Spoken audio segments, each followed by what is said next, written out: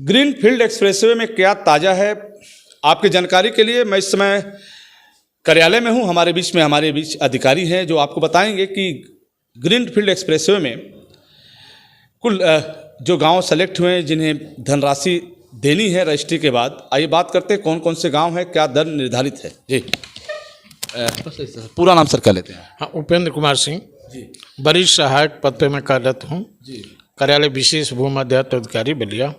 एक आपने बताया कि अभी तक 40 गांव को जिसमें आपने सेलेक्ट किया, इसमें 4 गांव अभी छूटे हैं, जिसमें मालदेपुर, कंसपुर, जमुआ, नेवरुताल जमुआ और फिर बेदुआ।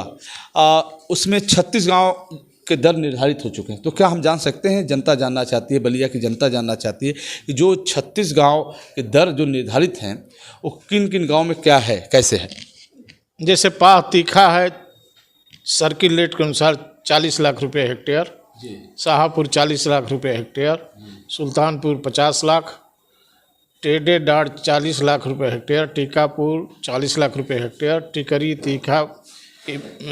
टिकरी है 40 लाख, तीखा 50 लाख, बघेजी 40 लाख रुपए हेक्टेयर, चंदनपुर 50 लाख रुपए हेक्टेयर, देवरिया खुर्द 50 लाख, हैबतपुर खाप 40 लाख रुपए हेक्टेयर, हरलाल छपरा 40 लाख, जनाड़ी माफी 40 लाख, जनाड़ी 50 लाख, खाप खोरी पाकड़ 40 लाख रुपए हेक्टेयर, खाप सरफुद्दीनपुर 40 लाख रुपए हेक्टेयर, किशनपुर 60 लाख रुपए हेक्टेयर। इसी तरह से अन्य गांव में भी 40 लाख के दर से निर्धारित किया गया है। तो जो 4 गांव 40 लाख हेक्टेयर के 4 गुना के दर से देना है। जिन गांव में आप सुने कि जिन गांव के जो दर निर्धारित है शासन द्वारा, दर के 4 गुना उनको रेट मिलेंगे, और जब रजिस्ट्री आप सरकारी दर से जब रजिस्ट्री होगी ज़मीन, तो तुरंत वो खाते में धनराशि ट्रांसफ़र होगी। यही है ना सर? हाँ, यही है। तो अच्छा, दूसरी बात है, आपने ये बताया कि जैसे 4 गांव जो आपने टेक्निकल चीज़ों के चलते छूटे हैं, जिसमें 4 गांव की बात आ रही थी, मालदेपुर की बात आ रही थी, फिर कंसपुर, नेवरीताल, जमुआ, बेदुआ। तो इन गांव में टेक्निकल चीज़ें क्या है, क्यों ऐसा रुका है?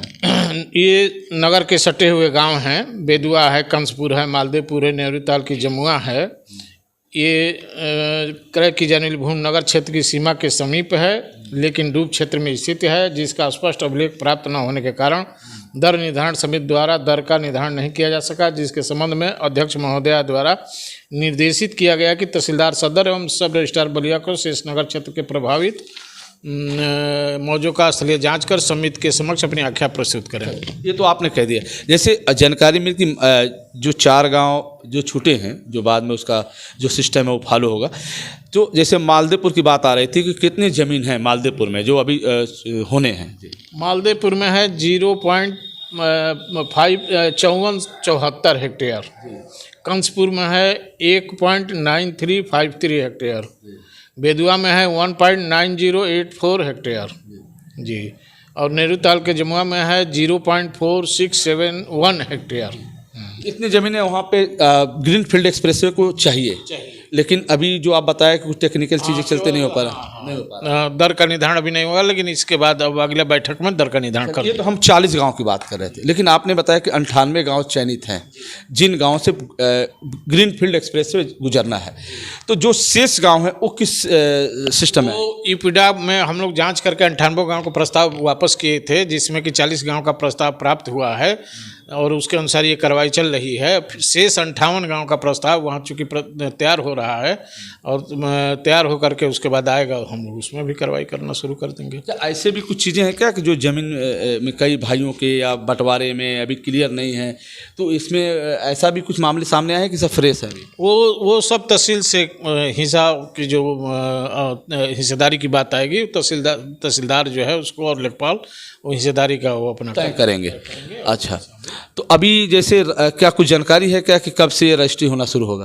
रजिस्ट्री के लिए हम तहसीलदार को पत्र जारी कर दिए हैं, लगभग 1 सप्ताह 10 दिन के अंदर शुरू हो जाएगा जी। तो ये क्या कैसे कुछ एक साथ तो इतने गांव के लोग आएंगे नहीं, भीड़ हो जाएगी, तो कैसे आप इसको करेंगे? शिफ्ट वाइज करेंगे? कैसे शिफ्ट वाइज कुछ 10-10 गांव का शिफ्ट बना लेंगे, उसके अनुसार अपना रजिस्ट्री जितने लोग आएंगे अपना उसका रजिस्ट्री यहाँ पर कराएंगे। तो रजिस्ट्री करने के बाद उनके खाते में धनराशि, उनके खाता जैसे खाता, आधार कार्ड, पैन कार्ड, ये सब लिया जाएगा, उसके अनुसार जिसका खाता होगा उसी खाते में पैसा ज़मीन के वैल्यूएशन के अनुसार जमा कर दिया जाएगा, ट्रांसफ़र कर दिया जाएगा। तो आइए, ये तो हो गई ज़मीन पे ग्रीन फील्ड एक्सप्रेसवे में कितनी ज़मीन की आवश्यकता है, कैसे क्या होगा, ये इस पे बात हो गई। अब बात करते हैं कि ग्रीन फील्ड एक्सप्रेसवे के बनने से जनता को, लोगों को, खासतौर पर उत्तर प्रदेश, बिहार को सहित अन्य प्रांतों को क्या फ़ायदे होंगे। हालांकि विभाग भी इस चीज़ को जानता है, हम भी जानते हैं, आप भी जानते हैं कि ग्रीन फील्ड एक्सप्रेसवे के बनने से आम जनमानस को क्या बेहतर हो सकता है। ये बात करते हैं, इनसे भी आप राय जानना चाहते हैं कि ग्रीन फील्ड एक्सप्रेसवे के बनने से क्या बेहतर हो सकता है।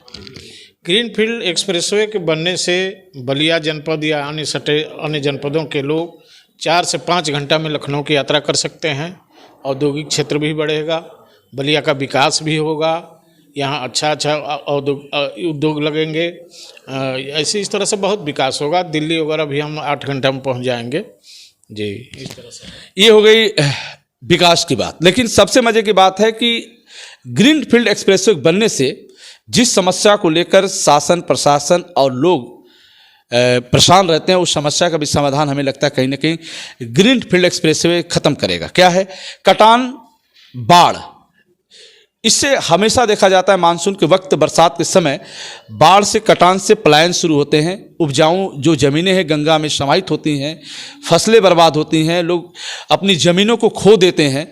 ऐसे में ग्रीन फील्ड एक्सप्रेसवे के बनने से कुछ हद तक राहत मिलेगी। गंगा से जो पलायन है कुछ हद तक रुकेंगे। फिर हम आपसे जुड़ेंगे, तब तक के लिए इतना ही। देखते रहिए बलिया आजकल। मैं रोशन जायसवाल, नमस्कार। ठीक है सर।